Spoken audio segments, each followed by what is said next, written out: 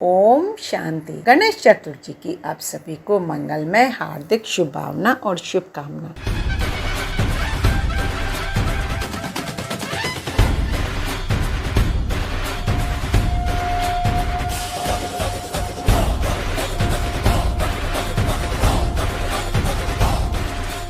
रिद्धि सिद्धि के दाता, माँ पार्वती के राज दुलारे, गण नायक गजबंदन गणपति हम सबके प्यारे, प्रथम पूज्य एक दंत हर साल ही दर्शन देते, हौले हौले कदमों से इस बार आए हमारे द्वारे। गणेश जी की कृपा से हो बुराइयां सारी खत्म, जीवन में सफलता ही मिले, कभी न आए कोई गम। गणेश जी की महिमा में कई कहते हैं मंगल मूर्ति, और कई कहते हैं सिद्धि विनायक, कई कहते हैं विघ्न विनाशक, कई कहते हैं कष्ट निर्वाहक, हर सर्व फलदायक। ये सारी विशेषताएं और महिमा गुण उसकी मूर्ति से ही हमें दिखाई देती है। महर्षि वेद व्यास जी के भी जब महाभारत ग्रंथ लिखना था, तभी उसने गणपति जी का आह्वान किया और गणेश जी भी ने उसको निर्विघ्न समाप्त किया और उसके लिखने के लिए अपने एक दांत का बलिदान किया था। इसलिए गणेश जी की महिमा एक दंत भी उसे कहते हैं। आज हम उसके एक दंत के राज को जानेंगे। एक दंत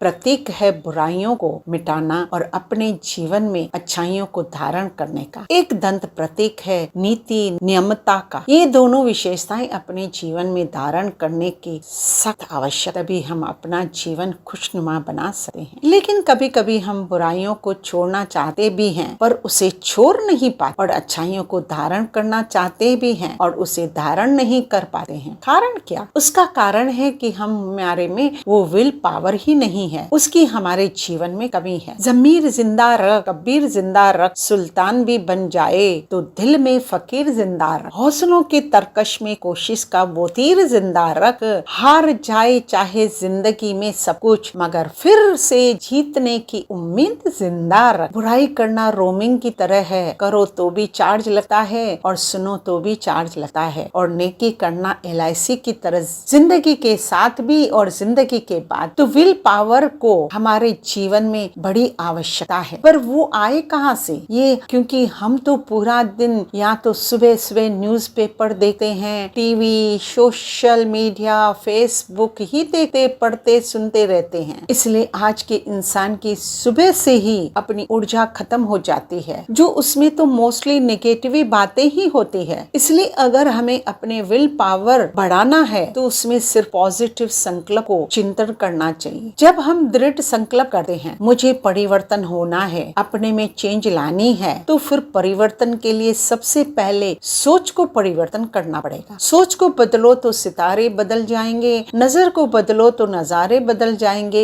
कश्तियां बदलने की जरूरत नहीं है, सिर्फ दिशाओं को बदलो तो किनारे अपने आप मिल जाएंगे। इसलिए न व्यर्थ चिंतन करना है, न बीती बातों को पकड़ कर रखना है। बीते कल का अफसोस और आने कल की चिंता दोनों ऐसे चोर हैं जो हमारे आज की खूबसूरत जीवन को चुरा लेते हैं, सारी खुशियाँ चुरा लेते हैं। कहते हैं एक बार एक राजा था, उन्हें पंछियों को पालने का बड़ा शौक। एक बार उसके पड़ोसी राजा ने उसे 2 एक जैसे बाज यानी ईगल उपहार के रूप में दिए। राजा ने अपने ट्रेनर को बुलाकर उसे दोनों ही ईगल दिए और कहा कि मैं चाहता हूँ कि इन दोनों को एक जैसी ट्रेनिंग मिले। बहुत समय के बाद राजा को अपने दोनों ईगल की याद आई और वो तुरंत ही अपने ट्रेनर के पास गया और कहा अब मैं इन दोनों की तेज उड़ान देखना चाहता हूँ। राजा क्या देखता है कि ये दोनों ईगल ऊंची ऊंची उड़ान उड़ने की शुरुआत करते हैं। एक बाज तो बहुत ऊंची ऊंची उड़ान बढ़ता है और देखते देखते आंखों से ओझल हो जाता है, पर दूसरा थोड़ी ऊंची उड़ान बढ़कर फिर वापस अपनी ढाली पर आकर बैठ जाता। राजा ने अपने ट्रेनर को कहा ये क्या, मैंने तो कहा था दोनों को एक जैसी ट्रेनिंग देना। ट्रेनर ने राजा को कहा राजन, मेरे सामने भी पहले दिन से ही ये समस्या मुझे समझ में नहीं आ रही है। मेरी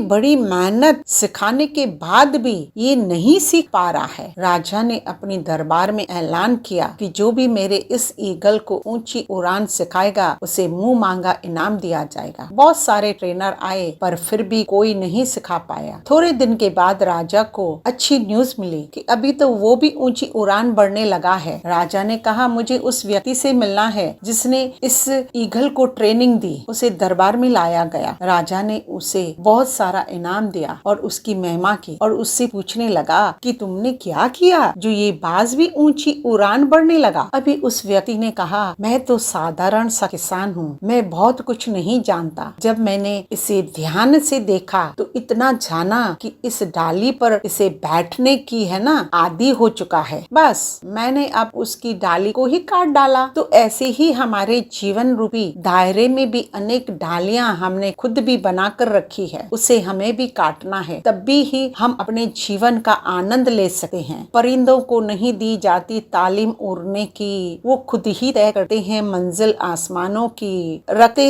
जो हौसला आसमानों को छूने का, उन्हें नहीं होती कोई परवाह गिर जाने। तो हमें भी अगर जीवन की ऊंची उड़ान बढ़नी है तो ऐसी डालियों को काटना होगा, अपने कंफर्ट जोन से बाहर निकलना पड़ेगा, तभी कुछ नया कर पाएंगे। कुछ कंफर्ट जोन को छोड़कर, कुछ हालतों से मुंह मोड़कर आओ मिलकर हम कुछ बड़ा करें, हर सुविधाओं को पीछे छोड़कर। तो आज ही हम ये दृढ़ संकल्प करते हैं कि अपने स्वयं की चेकिंग करेंगे। ऐसी डाली जो मेरे जीवन में भी है तो मुझे ऊंची खुशियों की उड़ान बढ़ने नहीं देती, उस डाली को हम आज ही काट डालेंगे। गणेश जी के अंकुश से हमें अपनी बुराइयों को खत्म करना है। गणेश जी की विशेषताएं बड़े अंकुश से ये हमें आज शिक्षा मिलती है कि हमें भी अपने मन में आने वाली निगेटिव डिप्रेशन लो संकल्पों को काटकर पॉजिटिव पावरफुल और फिर स्पिरिचुअल आनंदमय विचार संकल्प ही करने हैं। तो ऐसे श्रेष्ठ संकल्प और सही दिशा रास्ते मंजिल तो हमें सिर्फ स्पिरिचुअल मार्ग में से ही मिल सकता है। कर्म करो फल मिलता है, आज नहीं तो कल जरूर मिलता है। कुआं जितना गहरा खोदो उतना ही मीठा जल मिलता है। फिर मिलेंगे कल हम गणेश जी की एक नई विशेषता, नई शिक्षा के साथ। ओम शांति शांति शांति।